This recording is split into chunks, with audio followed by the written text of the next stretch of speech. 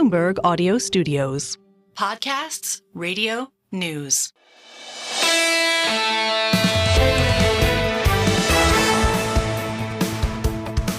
Single best idea out on Apple Podcasts. It's a 6-minute extravaganza, sometimes 5, sometimes 7 minutes.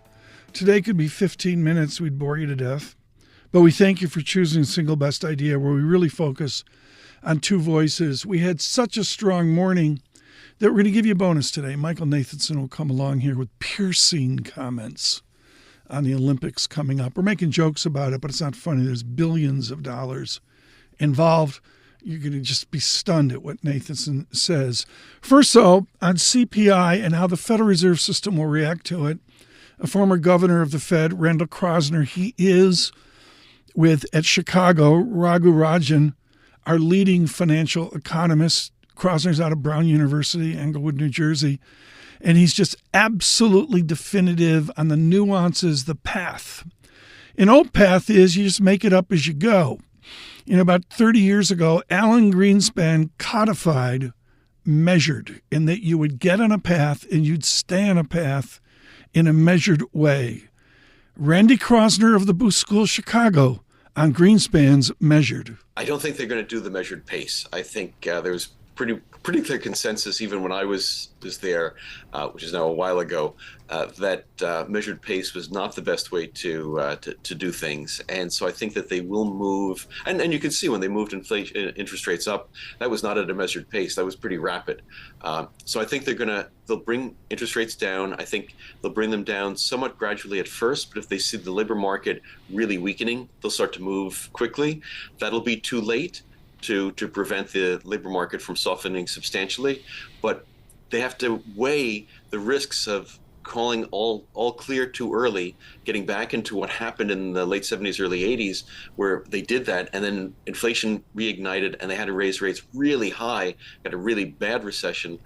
They'd rather wait a little bit, perhaps a little bit too long to buy some insurance against that upside inflation scenario, but then they can cut and just have a slowdown, maybe a mild recession, but something that would be much less worse than what they had in the early 80s. Maybe a soft landing there. Randy Kroszner, the Booth School of Chicago. And of course, what does all this mean over to the markets? Well, it meant price up, yield down. The real yield I watch carefully, the inflation adjusted 10-year yield, one measure of that idea. And the real yield really broke below range. The range that I look at, the series I look at, had a bottom range of about 1.96%. And we plunged below that down to 1.90 with a shock of a negative statistic on one measure of CPI, month over month, I think, headline CPI. And it came back a little bit, 1.95%, but we've decisively moved to the tippy edge of the range or even lower in yield. That's, again, one of those ideas of disinflation. And then what it means over to a market that just won't go down. Every afternoon, I watch the market take a bid at 2:30 p.m., even more of a bid at 3:30. You look at the character of this bull market, you try to look back at what the pros call an analog. What was this bull market like? Kate Moore of BlackRock. I don't see a perfect analog right here. And I know everyone wants to pick a period in history and say it looks just like this, and it's a comfort. People like that comfort. But we are in the midst of, I think, a massive technological change here with the advent of AI, and as companies try and figure out how to adopt AI and figure out the use cases and what the best way to work with this technology is. And I think that's going to lead to this incredible, bifurcation in the market. Companies that have access to the technology, have access to amazing data sets and are using it appropriately, and those that don't. You're starting to see that separation in earnings already. And I just don't know that we, or at least in the lifetime I've been in, almost 5 decades, that we've seen this significant of a technological change. Kate Moore of BlackRock, huge debate there. Michael Darda was really strong today on the idea nominal GDP is going to come down, and he's looking at some serious recession tendencies within the market. He made very clear this is a central bank fighting the last war. One of the things we follow, and it's a real effort of Paul Sweeney, is the entertainment business, the zaniness we see in streaming I don't know. I try to cancel a streamer like once every 2 weeks. I try to cancel someone just as a good habit. You try to add up what you've got, but you don't know what you're paying. Some of them, they're like $15 a month, but you can get it specially for $6.95. It's a nuts business. And the heart of that is sports will make it. And Michael Nathanson was on today of Moffett-Nathanson. They're absolutely definitive in entertainment. They put out a 20-page report on cable TV or cell phones or the entertainment, the content that Michael follows. Everybody reads it. It's just hugely influential. And I set him up with a question on the Olympics with NBC coming in at $1.2 billion large. Everything's sold out. It's all great, da-da-da-da-da.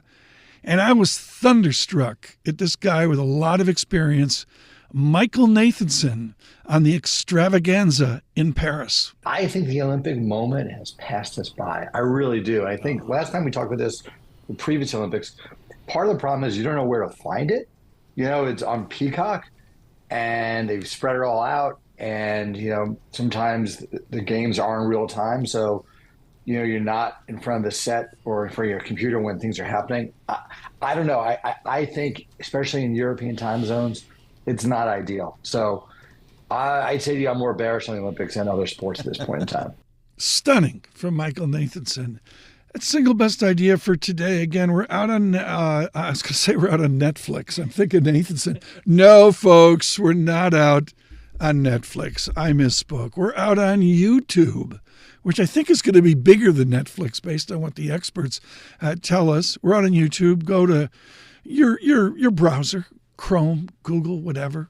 Search YouTube, Bloomberg Podcasts, and then you subscribe, and you get everything from the Lisa Mateo extravaganza in L.A., Tim and Carol in Seattle, all the other good conversations, Alex and Paul Sweeney, Bloomberg Intelligence, critically, Balance of Power with all that's going on in Washington, on Apple CarPlay, on Android Auto as well, and from New York City on a little bit cooler Thursday on Apple Podcasts. It's single best idea.